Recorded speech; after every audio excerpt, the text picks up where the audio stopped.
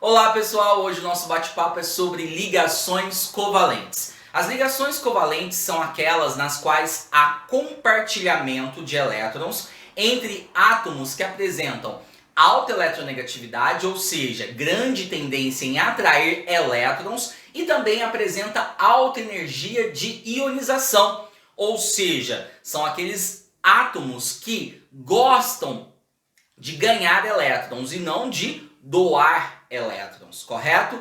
Bom, no caso do compartilhamento de elétrons, nós devemos nos atentar que os elétrons que estão sendo compartilhados são os elétrons situados na camada de valência, ok? Bom, quem são esses átomos que vão estabelecer ligações covalentes? São os átomos classificados como não metais, com os não metais, são o hidrogênio com não metal e também hidrogênio mais hidrogênio. Esses átomos estabelecem um tipo de ligação que nós chamamos de ligação covalente, que podem ser discriminadas como ligação covalente simples, certo? Que é quando nós temos o compartilhamento de um único par de elétrons representado por um traço. Ligação covalente do tipo dupla, que é quando nós temos o compartilhamento de dois pares de elétrons, que é representado por dois traços, ou ligação covalente do tipo tripla, que é quando nós temos o compartilhamento de três pares de elétrons entre os átomos, representadas por três traços. É importante frisar também que essas ligações apresentam um nome, uma ligação simples do tipo sigma, uma ligação forte. Já a ligação do tipo dupla, ela apresenta uma ligação sigma e uma ligação pi. A ligação do tipo tripla, ela apresenta duas ligações pi e uma ligação do tipo sigma, certo? Bom, esses átomos, quando compartilham seus elétrons, faz com que os elétrons da camada mais externa, ou seja, a camada de valência, sejam compartilhados. Por exemplo, quando nós pensamos no hidrogênio e no cloro, eu sei que o hidrogênio está no grupo 1, portanto ele apresenta um elétron na sua camada de valência. Já o cloro ele está no grupo 17, ou família 7A, portanto ele apresenta 7 elétrons na camada de valência. Vou representar esses elétrons com um xizinho. 1, 2, 3, 4, 5, 6, 7. O fato do cloro ser um elemento altamente eletronegativo faz com que o elétron do átomo de hidrogênio seja atraído. Portanto, há um compartilhamento de elétrons. Logo, o átomo de cloro ficou estável com 8 elétrons e o átomo de hidrogênio ficou estável com 2 elétrons. Lembrando que nós estamos obedecendo, nesse caso, a teoria do octeto, certo? Bom, essa representação que eu acabo de fazer é a representação que nós chamamos de fórmula eletrônica, ok? Fórmula eletrônica. E nós também podemos fazer a representação da fórmula estrutural, que é quando eu simplifico esses elétrons que estão sendo representados, que são os elétrons da camada de valência, por um único traço. Bom, quantos elétrons estão sendo compartilhados? Um par, portanto, hidrogênio traço cloro. Logo, nós temos aqui a representação da fórmula estrutural, certo? Bom, vamos continuar analisando mais alguns casos de ligações covalentes. Bom, agora nós vamos fazer as estruturas de algumas substâncias classificadas como substâncias moleculares ou compostos moleculares, que são aqueles nos quais há compartilhamento de elétrons. Se eu pensar na fórmula molecular do CO2, dióxido de carbono, o que eu vou analisar para escrever tanto a fórmula eletrônica, também chamada de fórmula de Lewis, e a sua fórmula estrutural? Primeira coisa, eu vou na tabela periódica e vou verificar que o carbono faz parte do grupo 14, certo? Ou seja, família 4 A. E vou verificar que o oxigênio faz parte do grupo 16, ou seja, família 6A. Por que eu estou falando isso? Isso simplifica muita coisa. Sabendo que o carbono está na família 4A, logo eu sei que ele tem na camada de valência 4 elétrons, certo? Bom, sabendo que o oxigênio faz parte da família 6A, logo eu sei que ele tem na camada de valência 6 elétrons. Isso vai me auxiliar a descrever a fórmula eletrônica.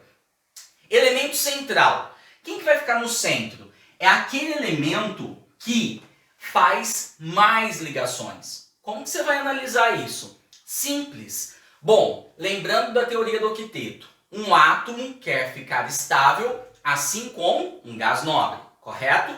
Logo, o carbono tem apenas 4 elétrons.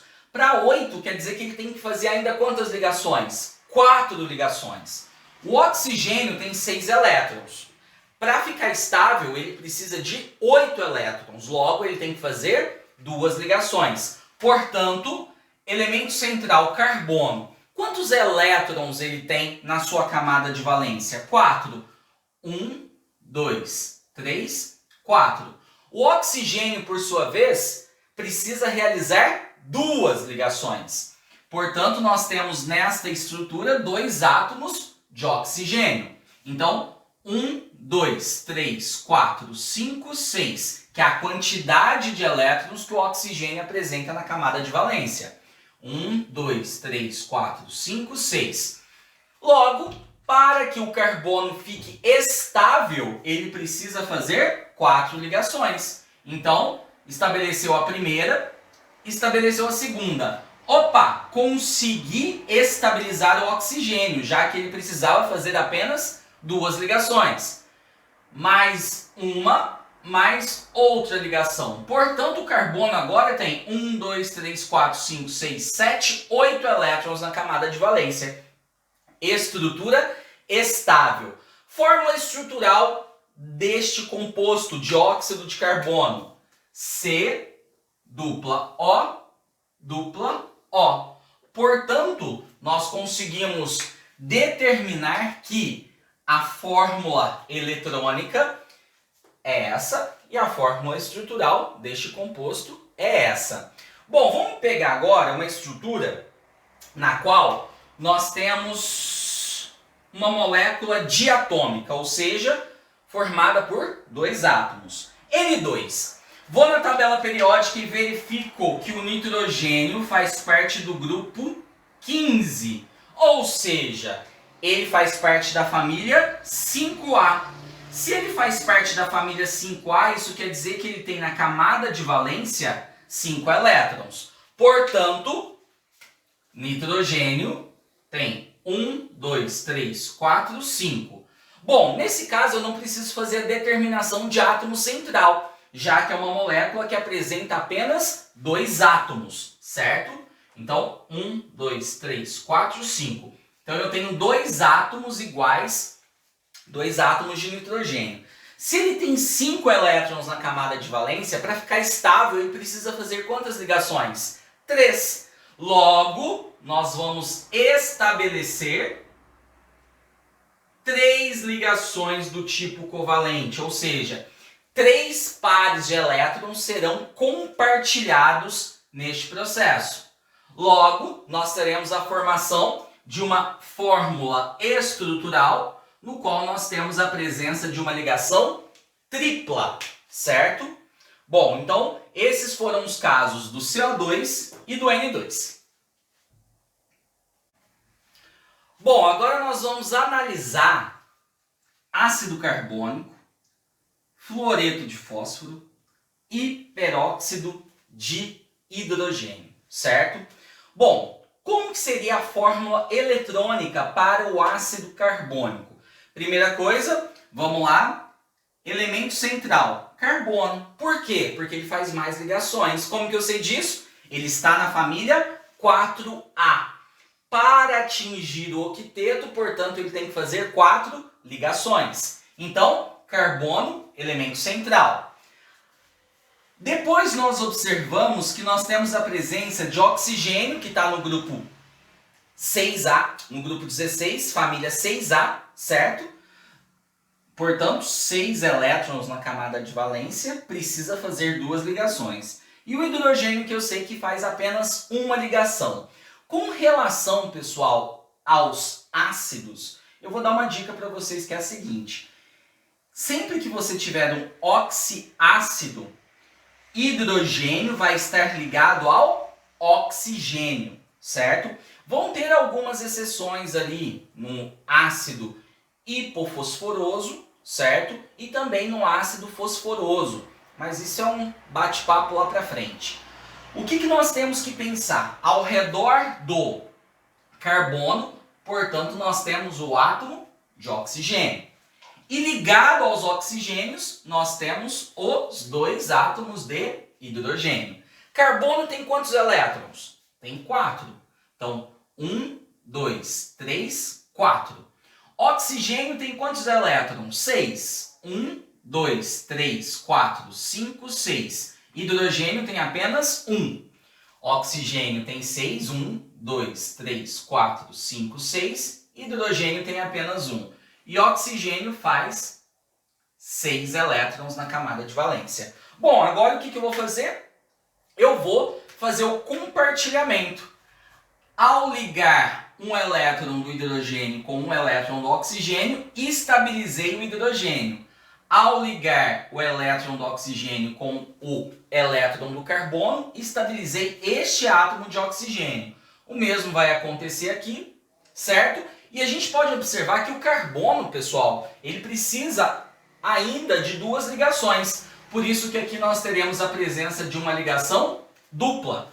Logo, fórmula estrutural C dupla O, OH, OH.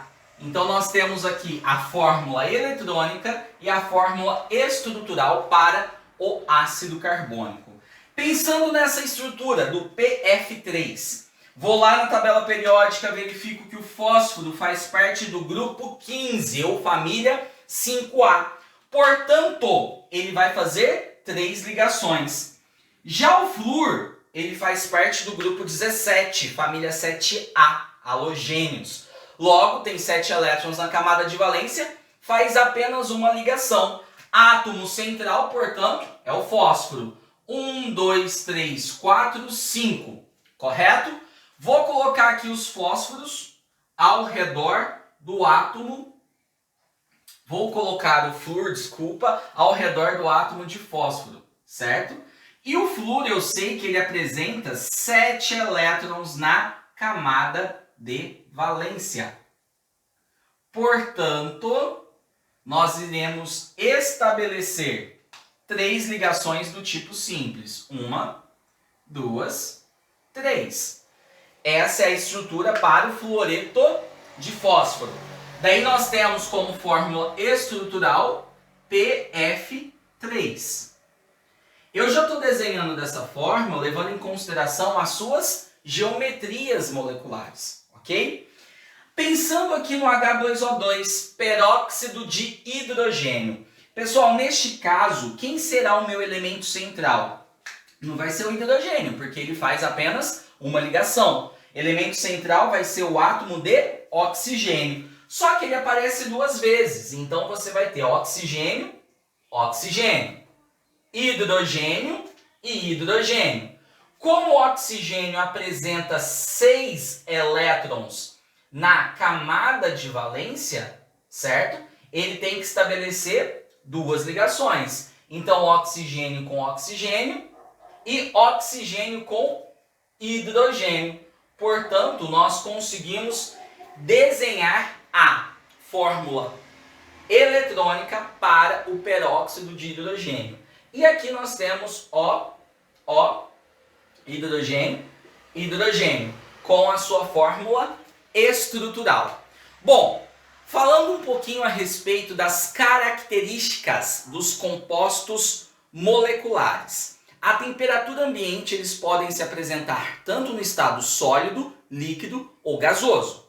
São maus condutores de calor e de corrente elétrica, exceto grafite, certo?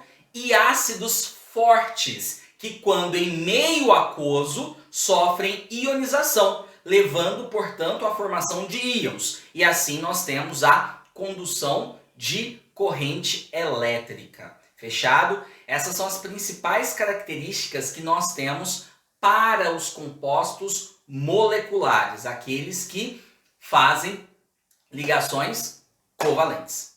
Fechado? Bom, até a próxima.